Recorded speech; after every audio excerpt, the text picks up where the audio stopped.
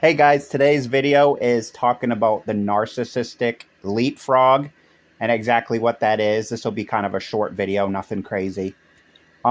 Basically, if you're dealing with a narcissistic, let's say you're dating a narcissistic woman or you're dating a narcissistic man, um, basically they're only going to be in your life as long as you're serving them. And then they just, as soon as you're not doing exactly what they want, or they're not getting exactly what they want, they leapfrog to another relationship, leapfrog to another man, leapfrog to another woman. This was the case with a woman that I tried to love. I tried to love her, so many fucking times. And this narcissistic woman would just be adverse to love. She said love triggered her, relationships triggered her. And so that's why I was pushed out of the boat, because I was trying to love her. I was trying to be there for her 100%. I was trying to care about her. I was trying to be her boyfriend, be her husband, be her solid rock, be her foundation in life, be her source of support, help her through life. But the reason why she couldn't do it is because she had a traumatic upbringing and she had a traumatic adulthood. As a child, she was severely neglected by her parents. Her father was very neglectful. As an adult, her father was very neglectful. Like, for example, one time she told me one of her boyfriends and her went to his house as an adult, and she was like homeless at the time. She asked for food, and the father turned her away. That's a perfect example of neglectful behavior from a parent. And so what this is teaching this young lady is that she can't trust men to meet her needs. She can't trust men to be there for her. And so she starts pushing every man that tries to love her away. So that's what I've seen with this particular woman, is that's how she lived her lifestyle. She would leapfrog from guy to guy to guy. Literally, I'm not joking. I mean, she probably had literally maybe 100 boyfriends. That's really what happened. I mean, she literally would date a guy for 2 or 3 months and then break up with him. He'd end up flipping out, smashing her windshield or something, because she'd get stuff out of these guys. Like, for example, one time she dated a guy and he did all kinds of work on her vehicle.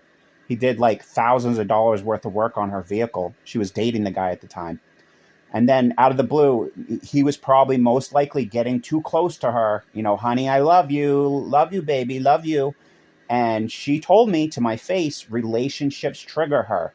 So when she was getting love bombed by that new boyfriend, she's getting very, very, very upset, very triggered, very much anxious symptoms, anxiety. She's just feeling all that ball of energy inside that doesn't feel good, that anxiety. And so then she ended up breaking up with a guy. He ended up like belting her in the face or something like that, broke her windshield, which, by the way, domestic violence is not okay. If you feel like hurting a woman, go for a walk. If you feel like hurting a guy, go for a walk. Use your coping skills, put on a song, go for a walk on a nature trail. Anything you got to do to keep yourself out of jail, keep yourself out of prison. Always use your coping skills, guys, no matter what. But that's what these women will do. That's what these men will do, is they're only going to be in your life as long as they're getting their needs met. Perfect example, the same woman came to stay with me for 3 weeks. My landlord kicked her dogs out right away. That access to hate cycle. She's a BPD woman, so she goes through love-hate cycles with her romantic partners, where one minute she loves them, the next minute she hates them.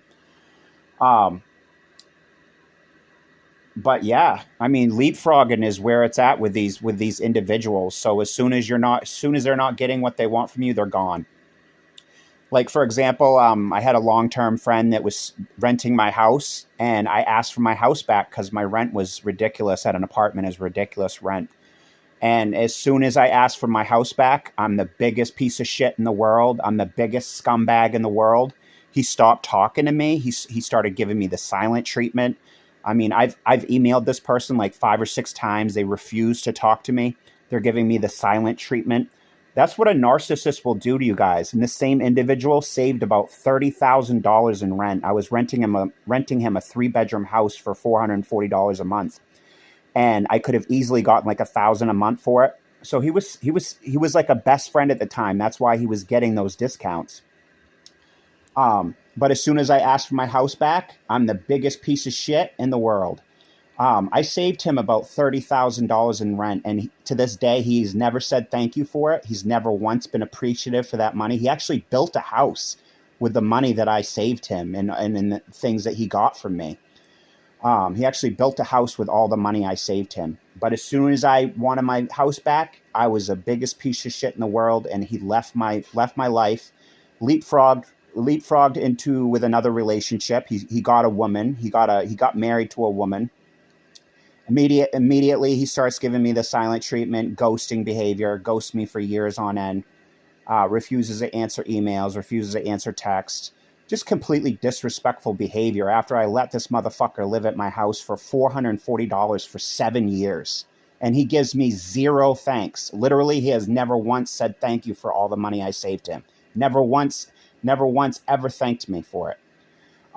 So that's what they're going to do, guys. They're going to leapfrog to the next relationship as soon as they're not getting what they want. The narcissistic woman I talk about a lot, she would literally, as soon as she felt that love, it was actually a trigger to her, because she related love with fear. She related love with abuse. She related love with physical abuse. So anytime these boyfriends started showering her with love, she would just break up with them. And then she would monkey branch to the next boyfriend, date them for a while, fuck them for a while.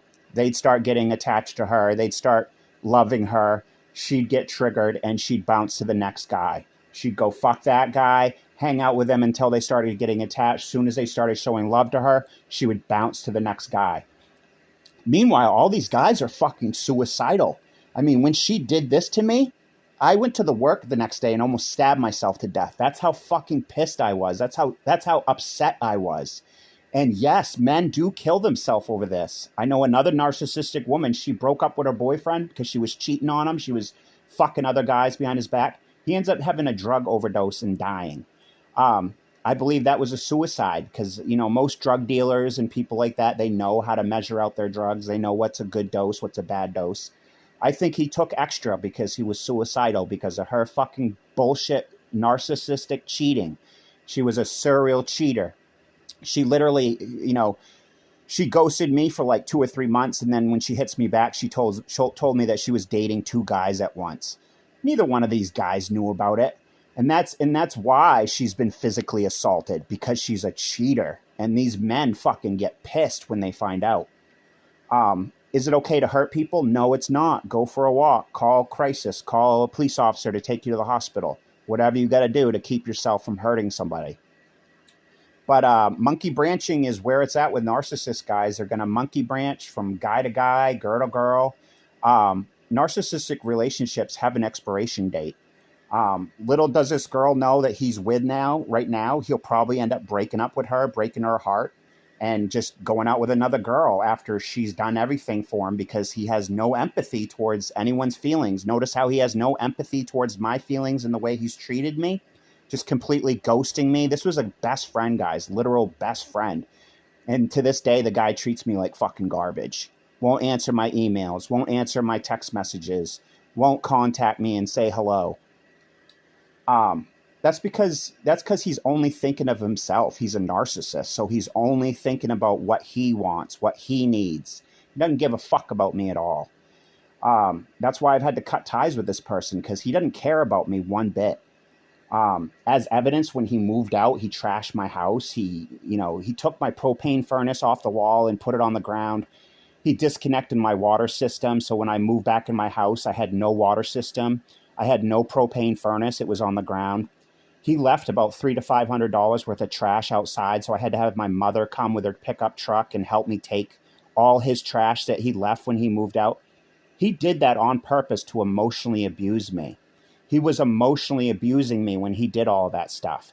Because the truth is, he doesn't give a fuck about how I feel. He doesn't care that my elderly mom had to drive an hour with a pickup truck to fucking take his trash to the dump. How fucking rotten is that after I saved this fucking guy $30,000 in rent? Literally saved him $30,000 in rent in the course of 7 years. And he's going to have my mom, an elderly mom, have to come pick up his fucking trash. That's a narcissist for you guys. They don't give a fuck about anybody but themselves. If you see these red flags, like, you just met somebody, love bombing, that's a major red flag. You got to ask yourself, this person doesn't even fucking know me. Why are they love bombing me? This motherfucker doesn't even know me. That's how you know they're probably lusting after you.